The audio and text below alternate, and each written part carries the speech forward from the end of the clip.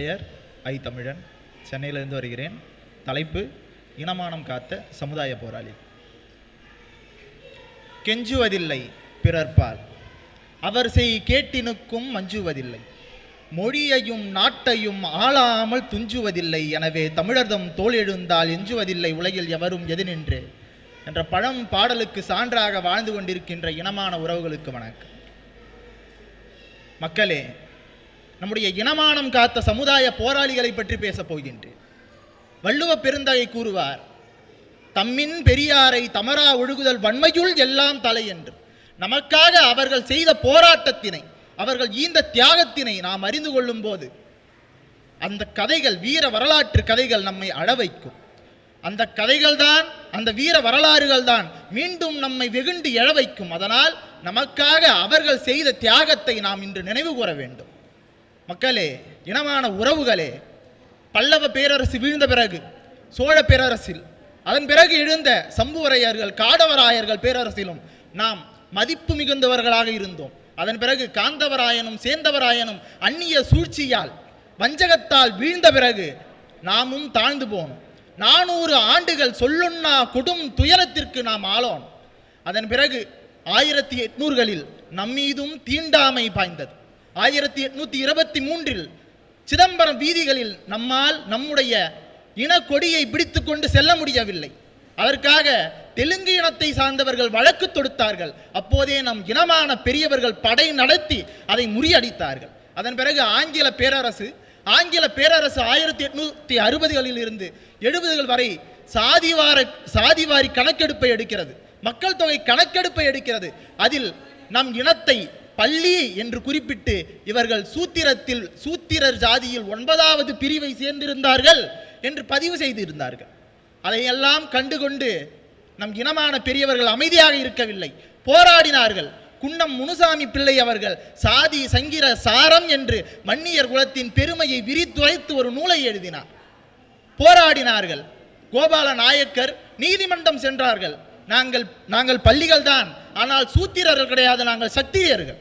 சர்மா என்பவர்களை பிராமணர்கள் என்பார்கள், வர்மா என்பவர்கள் சத்திரியர்கள். வர்மா என்ற பட்டத்தை எங்கள் இன மக்கள் மட்டும்தான் பயன்படுத்துகிறார்கள். அதனால் தமிழகத்தில் எங்கள் இனத்தவர் மட்டும்தான் சத்திரியர் என்று போராடினார்கள், வாதம் வைத்தார்கள். இன்றும் சேலம் அர்த்தநாரீஸ்வர வர்மா என்ற அந்த பட்டத்தில் இருந்து அது உண்மை என்று நமக்கு புரியும். ஆனால் கோர்ட் மறுத்தது. 10 ஆண்டுகள் வழக்கு தொடர்ந்தது. அதன் பிறகு அவர்கள் கூறினார்கள், சோழ பேரரசில் தன்னிகரற்ற ஒரு தலைவன் கண்டராதித்தன். அந்த கண்டராதித்தன், அந்த பெயரில் இருக்கின்ற கண்டர், அது எங்களுடைய சாதி பெயர், எங்களுடைய இன மக்கள் தான் அந்த பெயரை போட்டுக் கொள்கிறார்கள். அதனால் நாங்கள் சூத்திரர்கள் கிடையாது, அரசாண்ட சத்திரியர்கள் என்றார்கள். அதையும் மறுத்தார்கள். அதன் பிறகு இது இப்படியே சென்றால் நடக்காது என்று 1882 கோபால நாயக்கர் இந்த தமிழகத்தில், தென்னிந்தியாவில், ஏன் இந்தியாவிலேயே எந்த அமைப்பும் தொடங்காத போது வன்னிய சங்கத்தை தொடங்கினார். அதன் பிறகுதான் ஆங்கில அரசை எதிர்த்து 1885 காங்கிரஸ் தொடங்கப்படுகிறது. 1882 தொடங்கப்பட்ட வன்னியர் சங்கத்தில் இருந்து நம்முடைய இழிவை எப்படியாவது நீக்க வேண்டும், அதற்காக மக்களே நீங்கள் எழுத்து மூலமாகவும் பேச்சு மூலமாகவும் போராடுகள் என்றார். அண்ணாசாமி நாயக்கர் என்பவர் வன்னியர் குல விளக்கம் என்ற ஒரு நூலை எழுதினார். உடனே அண்ணாசாமி ஐயா கண் என்பவர் அதை ஆங்கிலத்தில் மொழிபெயர்த்தார். ஆங்கிலத்தில் மொழிபெயர்த்து 1888 வன்னியர் சங்கம் வன்னிய குல சத்திரியர் சங்கமாக மாறியது. அதன் பிறகு தொடர் போராட்டத்தின் மூலமாக 1990களில் ஆங்கில அரசு பள்ளி என்று நம்முடைய பழைய பட்டப்பெயரை மாற்றி வன்னியர் குல சத்திரியர் என்று நமக்கு பட்டத்தை கொடுத்தார். இந்த பெயர் மாற்ற வரலாறு அப்படிப்பட்ட போராட்ட வரலாறா என்று நீங்கள் கேட்டால் ஒன்றை புரிய வைக்கிறேன். இன்றும் பல்லர் இனத்தவர் தேவேந்திர குல வேளாளர்கள் என்று தங்களுடைய பெயரை மாற்ற வேண்டும் என்று கடுமையான போராட்டம் செய்கின்றார்கள். அதனை 200 ஆண்டுகளுக்கு முன்பாகவே மாற்றி வேறு விதத்தில் நீங்கள் சிந்தியுங்கள். நாங்கள் அடித்தளம் போட்டு விட்டோம், நீங்கள் சுவர் எழுப்புங்கள், உங்களுக்கு பின்பாக வருபவர்கள் உங்களுக்கு கோபுரம் கட்டுவார்கள் என்று நம்முடைய இனமான பெரியவர்கள் அப்போதே அதை செய்து முடித்தார்கள். ஆனாலும் உடனே அந்த இடிவு போனதா? இல்லை. 1992 அபிதான சிந்தாமணி என்று சிங்காரவேலர் ஒரு நூலை எழுதுகின்றார். அதில் இந்த பள்ளி என்பவர் பேய் பிசாசு வணக்கமுடையவர்கள். இவர்கள் மீனவர்களுக்கு படகோட்டியாக இருப்பவர்கள், சலவைக்காரர்களுக்கு நெருக்கமாக இருப்பவர்களுக்கு இவர்கள் தனித்து வாழ்பவர்கள் என்று அந்த நூல் பேசியது. அதன் பிறகு நம்முடைய குலத்தில் தோன்றிய மாமேதை, ஆன்மீகத்தில் அவரை ஒத்தவர் கிடையாது, சூளை சோமசுந்தர நாயக்கர் அவர்கள். அவர்தான் சைவ சித்தாந்தம் என்று சித்தாந்தத்திற்கே ஒரு அடையாளம் கொடுத்தார். பெரும் பேரறிஞராக இருந்தார். அவருக்கு ஒரு சீடர் இருந்தார், அவர்தான் மறைமலை அடிகள். அவர் எழுதிய சூளை சோமசுந்தர நாயக்கர் அவருடைய வரலாறில் பிள்ளை என்பது இடி பட்டம் கிடையாது, நாயக்கர் என்ற பட்டம் பழந்தமிழகத்திலே வணிகர்களாக இருந்திருக்கின்றார்கள். இப்போது என்னுடைய குருவான சூளை சோமசுந்தர நாயக்கனாருடைய அறிவை பார்த்துவிட்டு யாராவது பள்ளி இனத்தவர் இழிந்தவர் என்று பேசுவார்கள், ஆனால் அவர்களை நான் மடையர்கள் என்று தான் எண்ணுவேன் என்று அவர் எழுதி வைத்திருக்கின்றார். அதன் பிறகு இப்படியெல்லாம் இருந்து நம்முடைய இனமான பெரியவர்கள் நம்ம சமுதாயத்திற்காக போராடி இருக்கிறார். அதன் பிறகு பெரியாருக்கும் பெரியார் என்று போற்றப்படுகின்ற அத்திப்பாக்கம் வெங்கடாசல நாயக்கர், அவர் வள்ளலாருக்கு முன்பாக பிறந்தவர். 1799 பிறந்து இந்து மத ஆசார ஆபாச தரிசினி என்ற ஒரு நூலை எழுதினார். ஏன் அப்படி ஒரு நூலை எழுத வேண்டும்? நாம் ஏற்கனவே பொருளாதாரத்திலும் கல்வி அறிவிலும் தாழ்ந்து கிடக்கின்றோம்.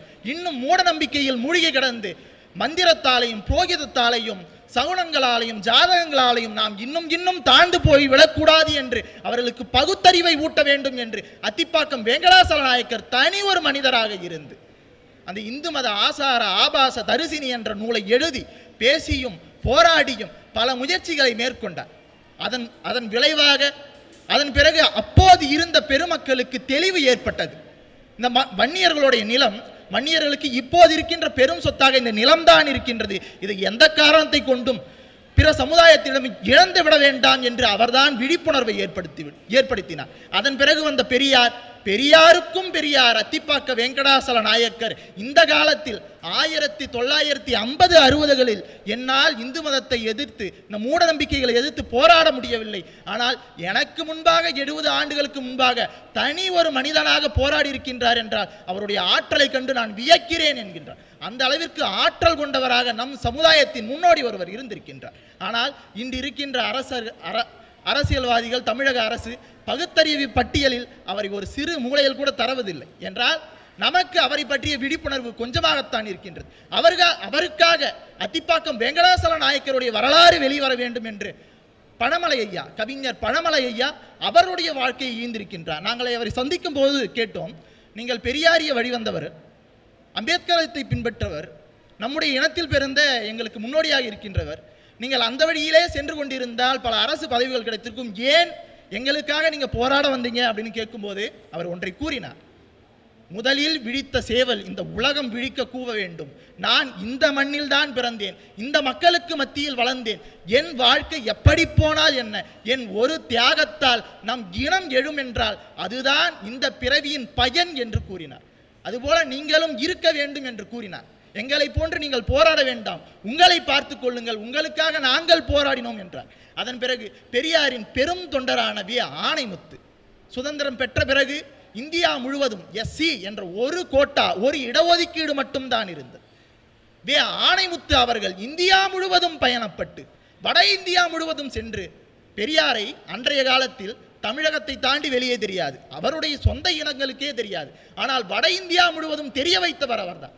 வட இந்தியா முழுவதும் பயணப்பட்டு பிசி என்று பிற்படுத்தப்பட்ட அந்த கோட்டா உருவாவதற்கு முழு காரணமாக அமைந்தவர் அந்த ஆணைமுத்து அவர்கள் நம் சமுதாயத்திற்காக பல போராட்டத்தை முன்னெடுத்திருக்கின்றார்கள். அவர்களுக்கு சென்ற ஆண்டுதான் 100ஆண்டு விழா. ஆனால் அப்படிப்பட்ட ஒரு வரலாற்று சாதனை செய்தவரை தமிழக அரசும் நம்முடைய அமைப்புகள் மறந்து போய்விட்டது.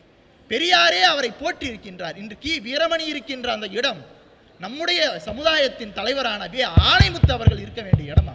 அதன் பிறகு இந்த இடஒதுக்கீடு போராட்டத்தை மறக்க விடமா? நடன காசிநாதன் ஐயா அவர்கள் செய்த போராட்டத்தை நம்மால் மறக்க முடியுமா? நம் இனத்திற்காக கல்வெட்டு சான்றுகளை, ஓலைச்சுவடி சான்றுகளை தேடி கொடுத்தார். அஞ்சலையம்மாள் அவர்கள் அவர் சுதந்திரத்திற்காக மட்டும் போராடவில்லை. 1946 சேலம் ஜில்லாவில் ஒரு மாநாடு கூடுகின்றது, சத்திரிய மாநாடு என்று. அதில் அவர்கள் கலந்து கொண்டு நம் இனம் முன்னேற வேண்டும் என்றால் மதுவிலக்கு தேவை என்று பேசியிருக்கின்றார். அதனால் அவரும் நம் இனத்திற்காக போராடி இருக்கின்றார். அதன் பிறகு இந்த இடஒதுக்கீடு போராட்டம் 21 உயிர்கள் அதில் 8 பேர்கள் 25 வயதிற்கு உள்ளாக இருக்கின்றார்கள். அதில் பார்த்தேன் ஒருவருக்கு 20 வயது, இன்று எனக்கு 22 வயது. நான் இளங்கலை முடித்து முதுகலை முடித்து முனைவர் பட்டத்தை அரசு உதவியோடு பெறுகிறேன் என்றால் அவர்கள் அன்று ஈந்த அந்த உயிர் தியாகம்தான் இன்று என்னை எழ வைத்து இந்த இடத்தில் இருந்து பேச வைக்கின்றது. இன்று இது போன்ற அமைப்புகள் கூடி போராடுவதும் நம் இனமானத்தை காக்க மீண்டு எழுவதாக இருக்கின்றது. இவர்களுக்கெல்லாம் நாம் செய்யும் கைமாறு எது என்றால் அவர்களுடைய பங்களிப்பை நாம் அறிந்து கொண்டு நம் சமுதாய முன்னேற்றத்துக்கு நாம் பாடுபடுவதுதான் என்று கூறிக்கொண்டு விடைபெறுகிறேன். நன்றி.